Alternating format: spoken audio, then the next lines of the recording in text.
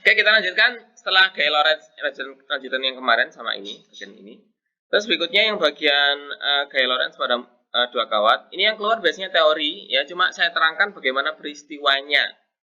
Peristiwanya itu katakanlah ini ada dua kawat sejajar, ya, kawat biru sama kawat orange, enaknya apa? Merah ya. Tuh, kurang gede. Ini kawat biru sama kawat merah.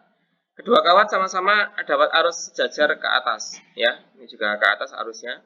Sehingga keduanya saling menghasilkan medan magnet induksi magnetik kaidah tangan kanan, aturan Crookes ulir kanan kemarin.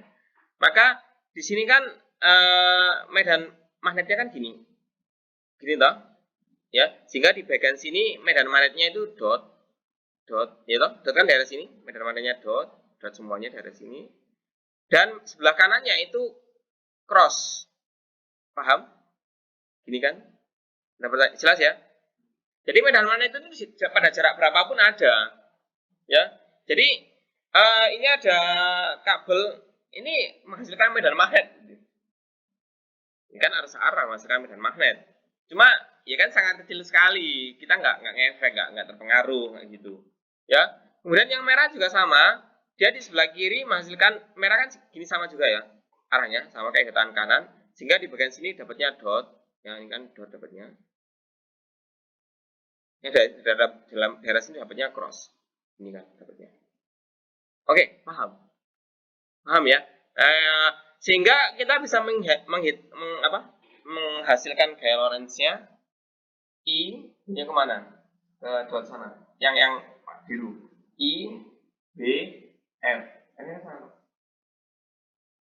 Ini ke sana, harusnya B-nya dot. Dot kan menuju membaca, kamu dipanah itu loh kan ke sana. Oke, ke sana. Paham? Jadi yang kawat biru ini dapat gaya Lorentz ke arah sini. Kayak biru.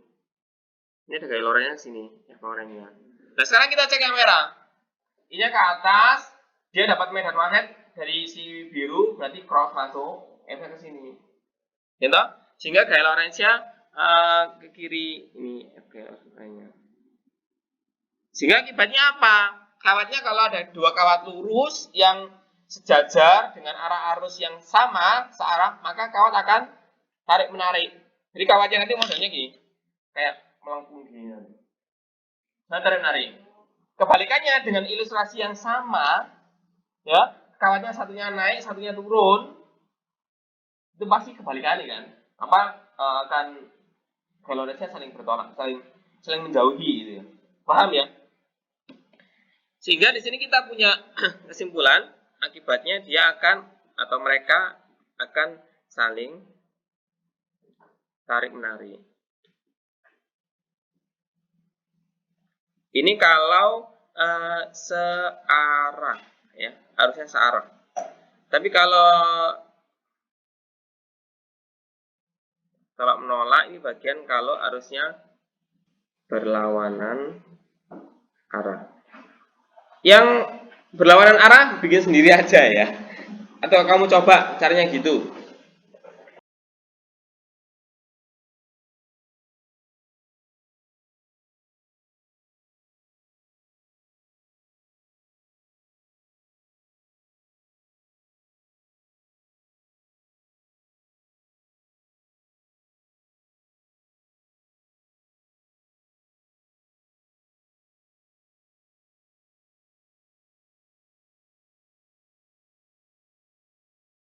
Kemudian bagian berikutnya untuk bagian aturan tangan kanan Cartesian 3 dimensi itu menggunakan aturan cross product ya, sumbu X ataupun sumbu Y. Sumbu X kita crosskan pada sumbu Y, itu hasilnya sumbu Z.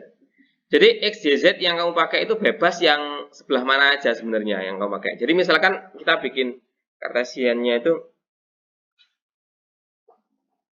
ini soal apa tulisan?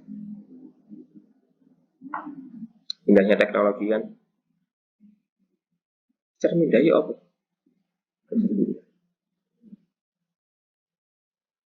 Nah, iya.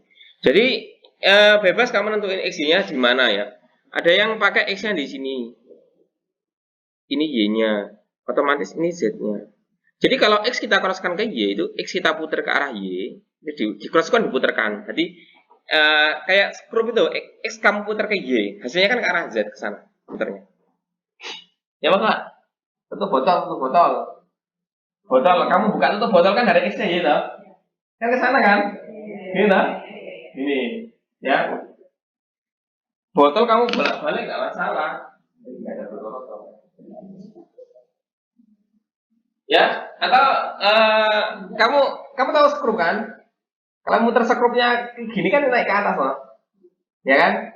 Nah, iya itu pensil itu ballpoint itu bisa itu ya, ballpoint bisa diputar kan? Puternya kalau muternya gini ya ke sana, gini loh, gini ataupun gini ke sana juga sama aja. Paham? Ya ini Cartesian 3 dimensi. Jadi nentuin posisi X-nya itu bebas, suka-suka. Ada juga yang pakai X-nya itu kayak gini.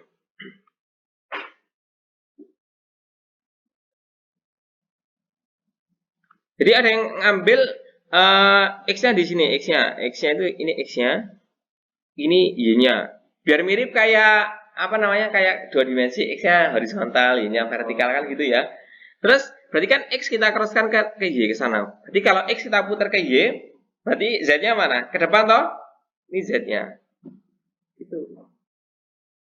Paham? Paham ya? Jadi kayak muter skrup itu bisa. Ya gaya Lorentz ya ini gaya Lorentz. Gaya Lorentz sama, cuma gaya Lorentz kemarin untuk gaya Lorentz kan ada dua. Itu aslinya itu B sama dengan kok B sih? F ya. F itu sama dengan I B B I L F I B F ya. I B F. Jadi I arus ya kita crosskan dengan B. Wes gitu. Paham? I B F. Ini ya tak tulis rumusnya sih. Tak tulis rumusnya di sini, gak bingung. F-nya kan pertama F sama dengan apa? B I L kita kalikan sin theta. Ya, bentuk aslinya itu F-nya itu sama dengan apa tadi? I kita crosskan dengan B. Jadi arusnya searah dengan ini. I kita crosskan dengan B. Ya, ini. Ya, hasilnya ini baru kita kalikan dengan L sin theta. Oh, nggak perlu sin sih, nggak perlu sin. Kalikan L. Nah, crossnya itulah munculnya sin ini dari crossnya, dari operasi cross. Nanti kalau kita belajar materi cross product lebih dalam, kita akan dapat oh kenapa sin, kenapa cos itu akan muncul. Kalau usaha kan, kalau kamu ingat rumus usaha, W kan gini, W sama dengan F kalikan delta S dikalikan cos theta loh. Kalau usaha kan gini, biasanya tak pakai, misalkan F-nya ke sini, maka sudut yang kita pakai di sini loh. Ini kan theta, maka kita pakainya Fx. F kan nilainya F cos theta, sehingga rumusnya F delta S cos theta. Gitu.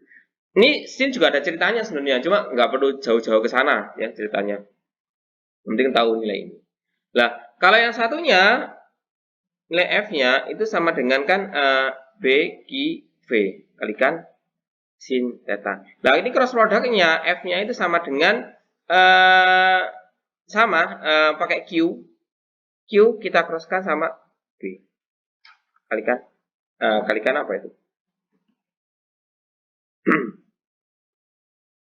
Cuma biasanya pakainya bukan Q-nya, pakai V-nya biasanya.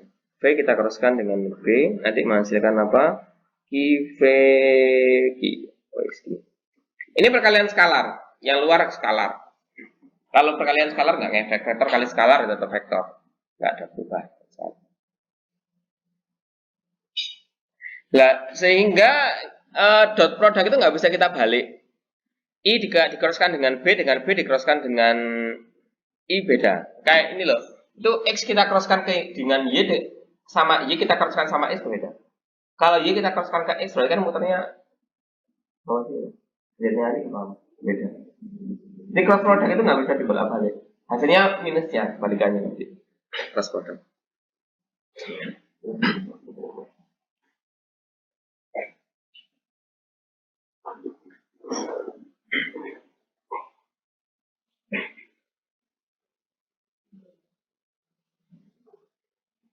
Makanya selalu kita pakainya I, B, F. I kita crosskan ke B. Jadi perhatikan, yang menarik ini I, B, F. Ini kita putar ke sana, kan ke sana, kayak muter struktur gini lah. Paham? I, B. I-nya kita putar ke B. Kan kayak, yes, kayak I sama kan gini toh. Kita putar ke sana, seret. Paham? Sehingga kalau pakai skrup itu bisa bayangin I-nya mana, B-nya mana, kita putar kemana, tahuan. Kaidah ulir kanan namanya.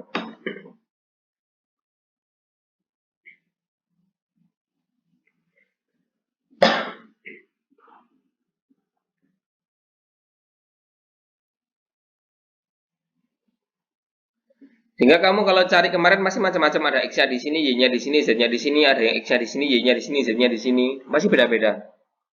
Dan aku dulu itu nggak pernah diajarin aturan seperti ini. Pokoknya dikasih gini, terus beda dosen atau beda guru, itu X, Y, Z-nya beda lagi. Ya aku dulu gitu, tiba-tiba beda gitu, nggak kasih tahu aturan seperti ini. Sehingga saya berpikir bahwasanya Kartesian 3 dimensi itu banyak. Kan nggak mungkin kan ya, pasti ada satu aturan. Kemudian aku nyari buku, beberapa buku, tak lihat semuanya, tak sambung-sambungin sendiri. Oh ketemu ya udah. Dan di buku emang nggak ada pakai aturan 3 dimensi, itu nggak ada, nggak dikatakan. Oke, jelas ya. Sehingga di sini kalian bisa cari ya, ini ilustrasi. Misalkan sekarang gini, ini arah arusnya, ya. Kemudian arah B-nya ke sana, arah arus, ini arah B-nya ke sana. Maka F-nya kemana? I-nya ke arah Y positif, kemudian F-nya ke arah, kok F-nya ke sini? Oh ya, F-nya ke arah Z positif, berarti B-nya ke arah mana? Ke arah X, Y, Z positif atau negatif? Ini F loh ini F loh. Ya, ke arah X, Y, Z. X negatif. Oke, berarti kita dapat nilai B-nya ke sini. Karena agar ke atas, maka I harus diputar ke arah sana. Gitu. Paham ya? Ya, ini aturan tangan kanan. Oke, ada pertanyaan dari sini? Saya rasa jelas. Ya, jadi bebas muternya di mana aja.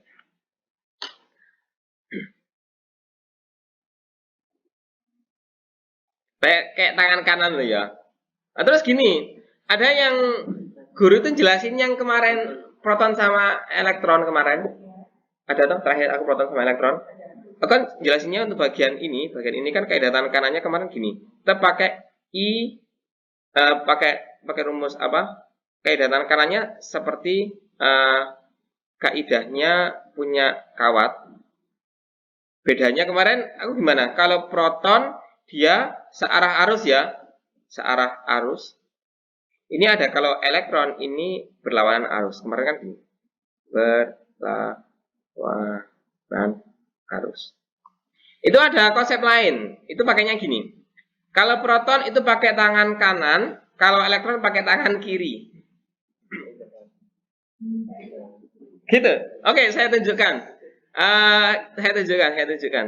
Oke, ini aku bikin cross aja. Cross. Ya, sama kayak gambarmu kemarin persis. Ada yang sudah kamu gambar. Kamu nggak usah gambar lagi. Kemudian ada dua muatan, satunya proton gerak ke sana, satunya elektron gerak ke sana. Nice. Ya, oke. Kalau pakai tangan kanan kan berarti pakainya bukan IBF tapi IBF. Oh, PBF. Nah, hanya mana? B-nya geraknya kanan. B-nya masuk. Tadi ke sana tuh, muternya. Gaya Lorentz-nya ke arah sana. Ini gaya Lorentz-nya. Ya, sehingga nanti dia muter ke sini. Kemarin kan muter gini tuh. Ya, arahnya. Oke, kalau satunya pakai tangan kiri. B-nya ke sana, B-nya ke sana, B-nya ke sana, F-nya ke sana. Wow. Kalau aku nggak mau pakai tangan kiri, karena melanggar aturannya nanti. Sehingga tetap harusnya sana, B-nya ke sana, harus sama aja kenanya. Paham? Ya, jadi mau pakai tangan kanan mau pakai tangan kiri sama aja. Ya, seringkali itu dibikin bingung. Kalau proton pakai tangan kanan, elektron pakai tangan kiri, enggak, itu sama aja. Sama aja. Nah, aku nggak mau pakai itu soalnya ya biar nggak terlalu banyak yang kalian hafalin, cukup satu kayak tangan kanan saja. Yo, tak hapus sih. Oke, ada pertanyaan? Jelas ya? Udah bisa ya? Harus praktek ini nanti. Ngasih beberapa kasus. Terus berikutnya ada yang kita sebut dengan flux magnetik. Oke, sesuai dengan definisinya, flux itu adalah banyaknya garis gaya magnet yang menembus bidang. Nih, gini. Flux magnetik simbolnya kayak gini. Kayak bikin theta cuma dari vertikal. Kalau theta kan pakai dari horizontalnya, dari vertikalnya. Flux sama dengan B kalikan A.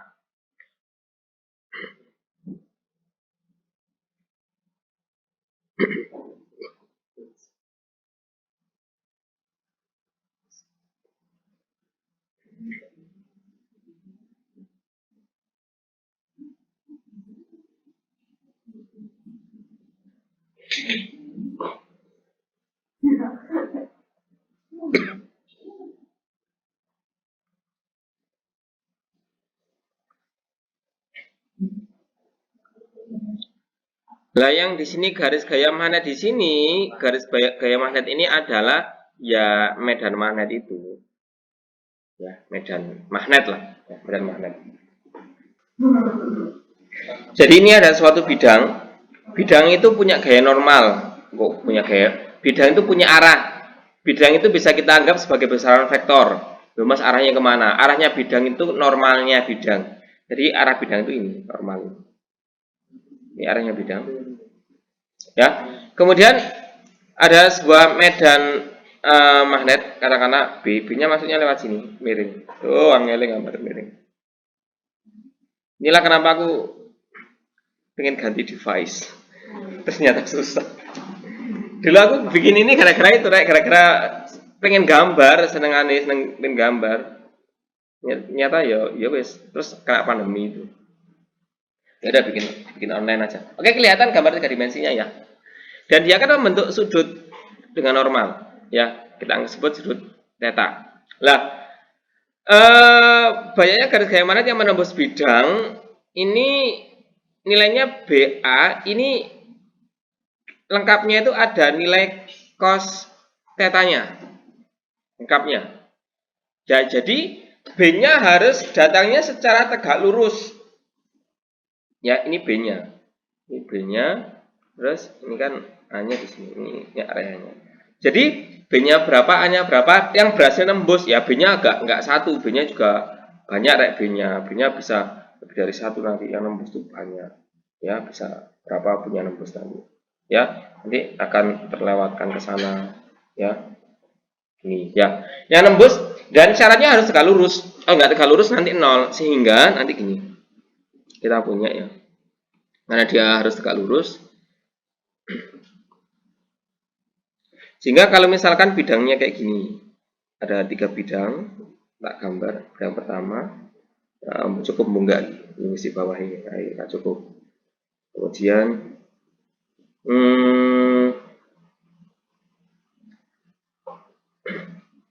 ini gambar 3 dimensi. Aku dulu pernah cari sih kayaknya. Kok cari aja ya. Kita lanjutkan ya. Jadi intinya gini, flux terbesar itu kalau bidangnya kayak gini. Jadi misalkan medannya dari sini masuk turun, ya kan berarti kan semua B-nya nggak ada yang cos-nya kan 0 derajat, cos 0 derajat kan satu, ya masuk ini. Ini flux maksimum. Kalau gini fluxnya 0, nggak ada yang lewat, ya paham? Oke kan lewatnya ke sana semua, ya fluxnya 0. Dia mau saya gambarkan sebenarnya. Jadi kondisi 3 kondisi tadi yang mau saya gambarkan. Terus gambarkan elek-elek ana yo.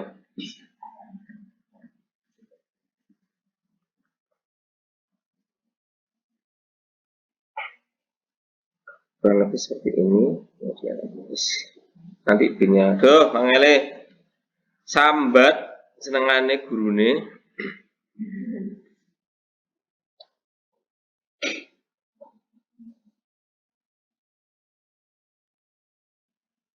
Jadi pinnya ada yang langsung turun sini.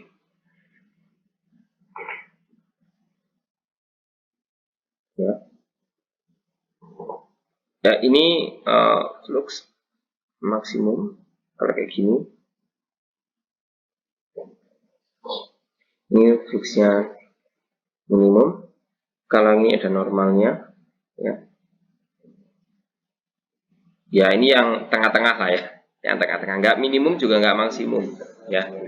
Ya di antaranya, guys. Gitu aja, guys. Intinya kayak gitu. Ini flux magnetik. Di sini flux magnetik tidak bermakna apa-apa ya. Maksudnya ya sekedar flux magnetik itu opong, nurek kayak kamu ada rumus gaya FMI mau diapain nggak bisa diapa-apain. Oh rumus usaha cuma F delta S nggak bisa kita apa-apain gitu. Yang kita gunakan itu adalah perubahan flux magnetiknya, bukan flux magnetiknya ternyata. Ya kita analisiskan lagi ya. Jadi yang kita gunakan di flux magnetik itu di sini ada yang kita sebut dengan yang penting di sini GGL induksi.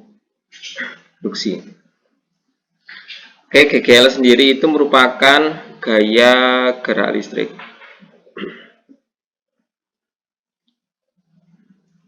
Gaya gerak listrik itu adalah gaya yang menyebabkan listrik bergerak ya.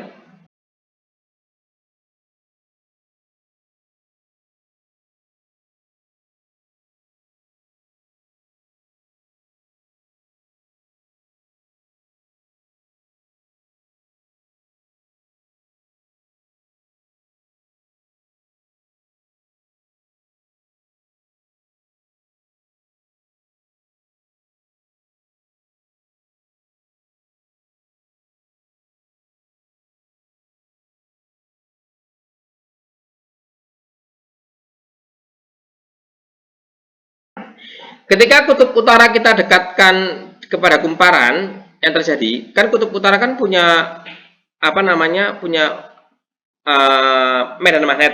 Ini kita tuliskan medan magnet yang kemarin itu yang gambar-gambar gini loh. Nah, ini kan medan magnet. Ya, ini medan magnetnya. Ya kan ada medannya. Dan medan magnet ini menembus luasan yang ada di dalam kumparan. Oke, saya terangkan dulu, cek paham kalian. Jadi di bagian kumparan di sini, ya ini kumparan kalau kita lihat dari samping kan dari sisi sebelah sana kan kayak lingkaran kan, ya. Kemudian ada flux magnetik medan magnet yang menembus kumparannya, ya, paham? Ya. Besarnya medan magnet yang menembus kumparan ini kalau kita kalikan dapatnya flux magnetik kayak tadi, paham? Bisa membayangkan apa enggak ini? Ayo. Bisa ya. Jadi intinya kalau kumparan tadi kan emang kumparan kan gini bentuknya. Kan gini. Ini kan. Kalau kita lihat dari depan sini kan bentuknya kayak lingkaran kan. Nah, kemudian ketika magnet kita dekatkan seperti ini kan magnet kan di sini ada medannya kan. Semakin medan magnet itu ngumpul di bagian kutubnya, paling banyak di kutub. Sehingga kalau misalkan tadi kita dekatkan yang nembus area apa kumparannya itu kan ketika semakin dekat makanya yang nembus B-nya kan semakin besar. Sehingga kalau B-nya semakin besar apa yang terjadi? Fluxnya semakin besar. Paham ya? Jadi ceritanya itu agak belibet itu. Ceritanya agak belibet. Aku biar nggak paham terus terang. Aku harus baca berkali-kali baru paham. Jadi ketika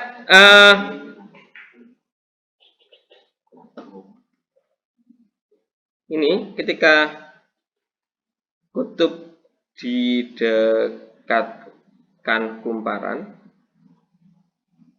ya, akibatnya medan yang menembus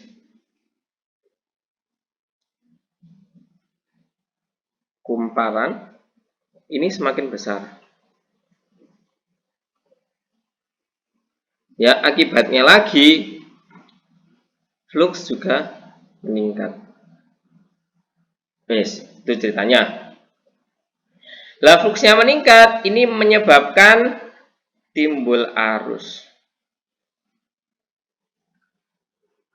pada galvanometer. Wes.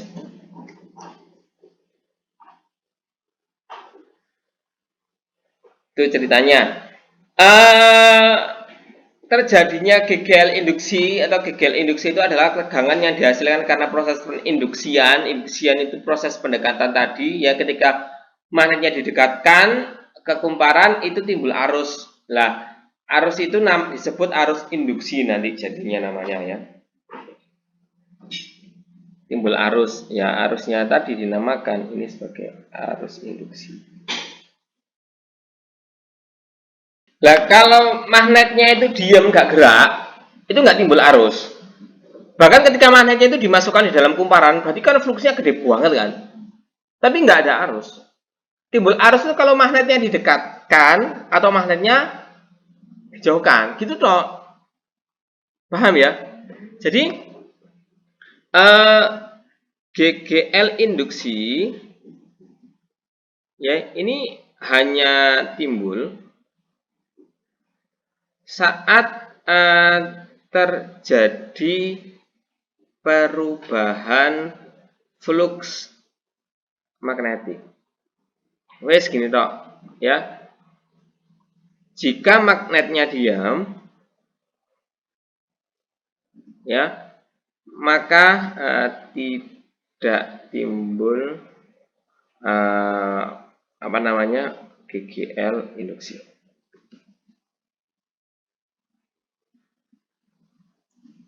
Jadi perubahan yang dimaksud di sini bebas, perubahan fluxnya tambah gede atau tambah kecil itu enggak ada masalah. Yang penting harus berubah. Konsepnya di situ.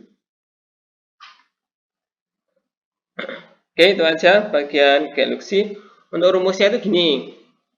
GGL induksi sama dengan minus N delta flux per delta T. Ini rumus GGL induksi.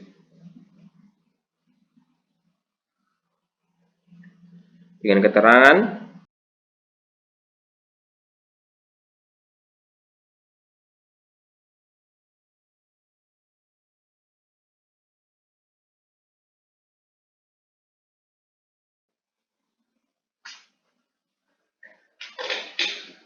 tanda minusnya itu hukum Lenz. Ya, saya kasih tahu hukum Lenz aja, nggak saya terang. Ya, bisa diabaikan, sementara bisa kita abaikan hukum Lenz. Oke, silakan kalau ada pertanyaan dari sini. Nggak ada, kita akan nyoba beberapa kasusnya yang biasa terjadi. Jadi rumusnya udah tahu, ya, konsepnya udah tahu. Masalahnya ngitungnya isok apa gak gitu. Ngitungnya kayak isok ya sama saja. Oke, saya rangkum sekilas. Kita udah belajar gaya Lorentz. Sebelumnya gaya Lorentz ada medan magnet μ0I per 2A sama μ0I per 2PA. Itu kemarin ada itu. Kemudian ada gaya Lorentz ini. Kemudian konsep Cartesian 3 dimensi udah tahu ya. Jadi ini konsep, meskipun kayak gini, ini dasar loh kayaknya. Biasanya pakai istilahnya gini, utara, selatan, timur, barat, atas, bawah biasanya. Harus bisa ngerubah sendiri. Ya, utara sebelah mana, atas, bawah sebelah mana, kayak gitu ya. Jadi ini bisa juga digambarkan kayak gini, bagian sini. Apa gambarnya? Saya tambahin satu lagi. Ini bisa kayak gini, bisa ini sebagai utara, di sini utara toh. Ini selatan. Ya, ini timur. Ini barat. Ini atasnya, ini bawahnya. Wes.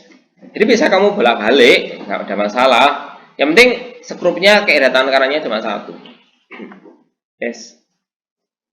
Oke, kita akan nyoba beberapa kasusnya. Kasus untuk magnet. Oke. Bagian pertama kita akan bahas tentang bagian di medan magnet induksi. Dimana kemarin kita punya rumusnya 2 untuk kawat lurus. Itu nilainya B sama dengan μ0I per 2 pi-A, ya, sama kawat yang melingkar. B-nya sama dengan μ0I per 2A. Luas yang lurus kok ada pi-nya enggak? Yang melingkar enggak ada pi-nya gitu. Mungkin ada yang bertanya-tanya, oh enggak. Ini hilangnya karena panjang ceritanya dari konsep dasar hukum apa ya? Hukum Biot-Savart namanya. Itu di integral diturunkan gitu.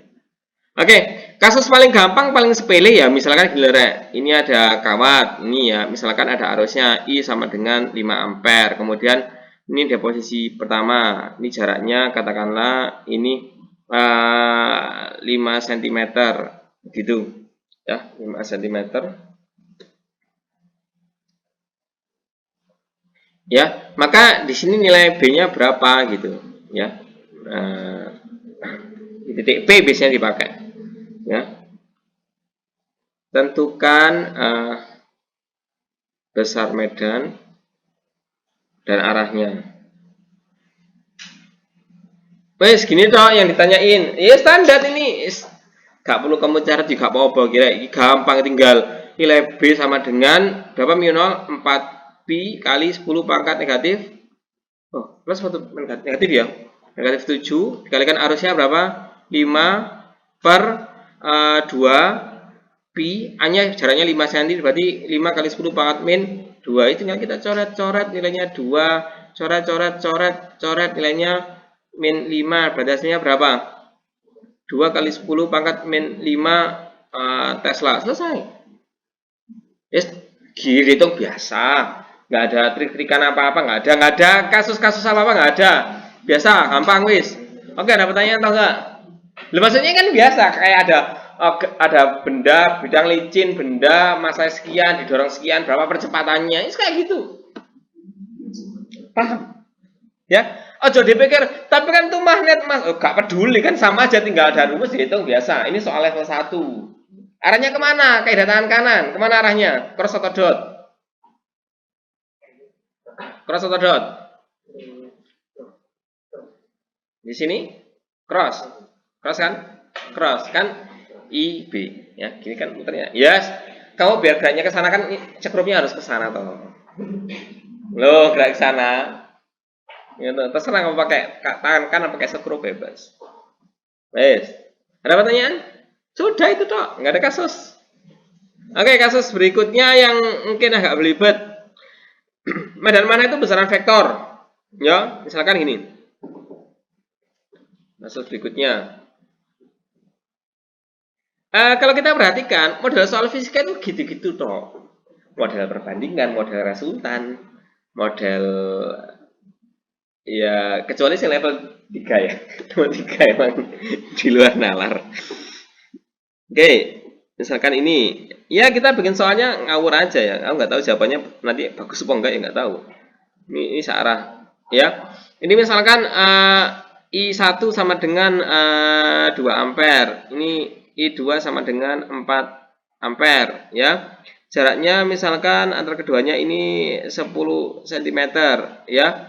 Kemudian berjarak tepat di tengah-tengahnya. Ini titik P-nya di tengah-tengahnya. Pertanyaannya adalah sama, tentukan ya arah dan besar medan di titik P. Terus gitu.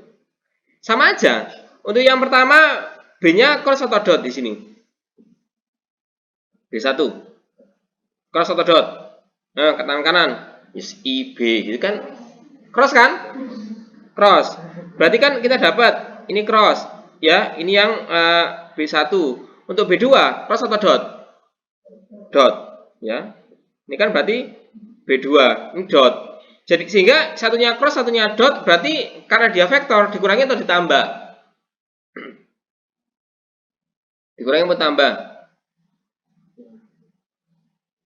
Gak paham sih. Gini.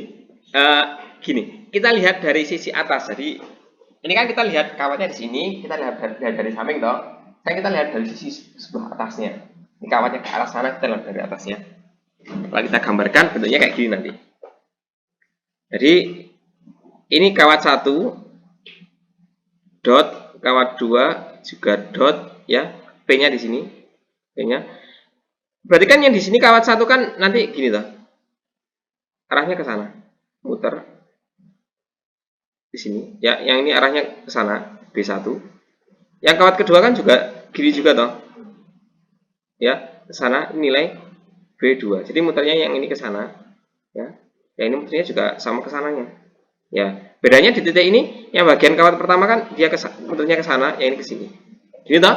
Maka di titik P yang ditunjuk, satunya B1 ke arah sana, yang ini ke arah sini. Berarti ditambah atau dikurangi? Dikurangi. Berarti untuk cari nilai B totalnya sama dengan tinggal B1 kurangi B2. Selesai. Rumusnya apa? Sama. Mu 0 I per 2 pi A1 sama dengan mu 0 I, ya. Kok mu 0 I sih apa? Alah, mboga. Kan ada menghapus. Mu 0 I min mu 0 I1 A1. Kok aku nulis B? Mu 0 I per 2 pi A, ya. 1 1 2 2. Ya segitu toh. Paham? Berarti tinggal dihitung arek gampang, gak ada masalah saya rasa. Oke, ada pertanyaan dari sini? Ini bagian kasus A, kasus B, ya. Kok tak kasihkan filenya lah ini, gampang. Berikutnya, ada lagi. Gini, misal tetap ke atas, ini juga ke atas. Ya, ini ada I1, ada I2. Ya. Tentukan di mana daerah posisi yang medan magnetnya bernilai. Cara ngerjakannya persis kayak medan listrik kemarin idenya. Ya, katakanlah ini 4 ampere, ini sama dengan 10 ampere. Lihat tengah-tengah di sini berarti lebih dekat ke 1 atau 2? 1 lah. Ya kalau ini nanti arusnya yang ada yang ke atas dan yang ke bawah, berarti sebelah kirinya atau sebelah kanannya, kayak gitu. Ya, ini kan searah soalnya. Nah, nanti nolnya tengah-tengah. Berarti kan misalkan ini jaraknya katakanlah ini 10 cm. Kita misalin yang di sini nilainya X. Berarti yang di sini nilainya berapa? 10 min X. Ya sama aja. Berarti kan tinggal B1 sama dengan B2, ya. Mu nolnya kan kecoret semua, tinggal I1 2pi-nya kecoret per X sama dengan I2 per berapa ini? 10 min X. Udah kalikan silang ketemu. Gini, yang saya maksud itu idenya. Maksudku gak usah kamu catat semua. Kamu ngitung ini kan kayak ngitung sigma F-nya berapa. Dan kalau misalkan ada tiga muatan, berapa total resultan di muatan satu, berapa resultan muatan di muatan, kan gitu toh, resultan gaya di muatan. Mirip kan? Kayak ono balok tarik ke kanan ke kiri, resultannya berapa, kan gitu idenya. Cuman F-nya nyari dulu. Gampangnya gitu. Oke, ada pertanyaan dari sini? Jelas ya? Jelas. Jelas pol ini. Ini kasus untuk medan magnet atau medan magnet induksi. Oke, lanjut. Gak usah dihitung. Ya dihitung kan urusannya matematika. Fisika selesai di sini. Cinta caranya aja baru mesti. Oke, bagian medan magnet sudah. Bagian kedua kasus yang sering muncul juga untuk gaya magnet. Oke, kalian hanya perlu mengerjakan ini saja. Aku bikin soalnya ngawur hari ini aku. Oke, bonus jawabannya enggak, semoga ada nih. Oke, ini gaya magnet bagian berarti arah arus. Kemudian arah medan magnet.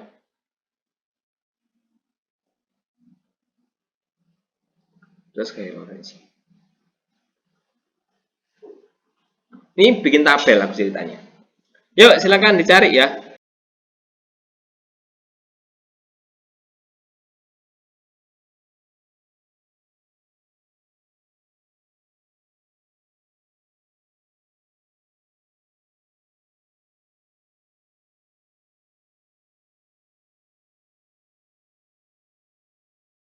Yang terakhir ini berarti Y negatif, Z negatif, Y negatifnya ke sana. Ini nilai apa ini? Nilai I-nya. Kemudian eh, ini ke sana nilai F-nya ya. Maka agar F-nya ke sana, dia muternya harus kemana? Harus muter ke sana toh. Nah, maka ini B-nya. Kan muter ke sana, belakang. Ya toh?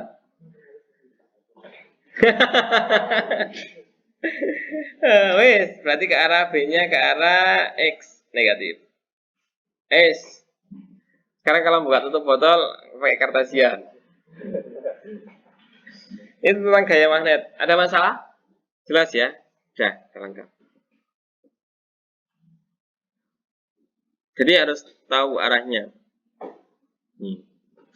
Nah, ini teorinya kayak gini. Terus setelah gaya magnet, terakhir apa terakhir? Gegel induksi. Kalau gegel induksi itu tinggal apa toh ya? Gegel ketiga.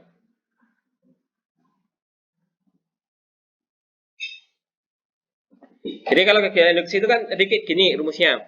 GL sama dengan min N delta flux per delta T. Terus kita punya flux sama dengan BA cos theta. Ya toh? Sehingga untuk yang mempengaruhi gegel induksi, ya, yang mempengaruhi gegel induksi itu ada 3. Pertama ada B, ada A, sama ada cos theta. Rumusnya bisa kita rubah-rubah. GGL sama dengan min N BA delta NBA delta cos theta per delta T. Pertama ada bisa kayak gini. Berikutnya bisa juga jadi GGL sama dengan, ini nggak usah kamu terus nggak apa-apa, nggak masalah. N kemudian B dikalikan cos theta, ini toh, kemudian delta A per delta T. Yang ketiga GGL sama dengan minus N A cos theta delta B per delta T.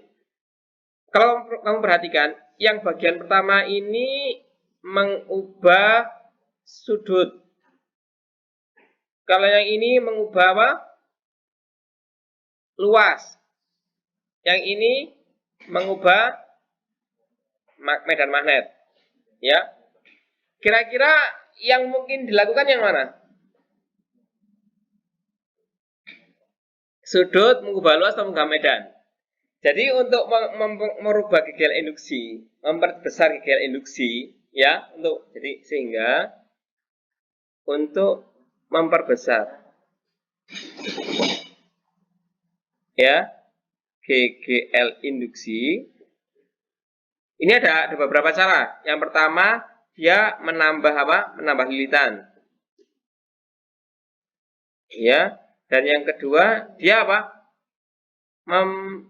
Memperbesar perubahan flux. Nah, memperbesar perubahan flux ini ada beberapa cara ya, 3 ini tadi. Nah, yang dipakai dalam kehidupan sehari-hari itu bagian ini, mengubah sudut. Ini yang kita pakai di kehidupan sehari-hari, mengubah sudut. Sehingga prinsip ini kita gunakan sebagai prinsip generator. Tahu generator? Oke, kita cari gambarnya generator. Nah, ini cara kerja generator. PLTA, PLTS, PLT yang macam-macam lah pokoknya. Itu gini, ini cara kerjanya. Perhatikan. Ini kan ada kutub utara, kutub selatan, north to south ya. Kemudian kan B-nya kan ke kanan. Nah, ini ada cincin yang bisa berputar ya. Nanti di mana putarannya ini, porosnya ini disambungkan kepada ini anggap aja kumparan listrik, kumparan. Ya, cuma satu kumparan ya. Kemudian ini disambungkan ke penggerak. Ini axis of rotation ini penggeraknya ini bisa kincir air, bisa kincir angin, pokoknya penggerak muter. Sehingga kalau muter nanti kan ini lilitannya muter juga. Kalau kondisinya seperti ini, fluksnya berapa? 0 kan? Ini kan fluksnya 0. Metode teori kita di atas tadi. Mana? Kalau gini kan fluksnya 0. Kalau gini, begini maksimum toh. Sehingga kalau nanti bentuknya ini menjadi vertikal, kan fluksnya maksimum. Lah, dari horizontal menuju vertikal kan ada perubahan flux toh. 0 maksimum, 0 lagi maksimum. Lah, perubahan flux tadi yang digunakan sebagai ini. Delta flux per delta Tn. Ini sehingga timbulnya GGL. Jadi, orang PLN itu tidak memindahkan elektron sama proton kemudian dilepaskan biar terjadi listrik. Dia melakukan ini, manipulasi gel induksi. Wes. Oke, ada pertanyaan atau tidak? Ya, itu aja untuk hari ini. Besok kita latihan soal OSN lagi, OSN kota besok. Kemudian Sabtu langsung kita evaluasi terakhir. Sabtu benar ya? Terus Senin langsung pindah intensi. Oke, itu aja untuk hari ini. Ada pertanyaan atau tidak? Kalau ada pertanyaan, kita akhiri dengan doa kafaratul majelis.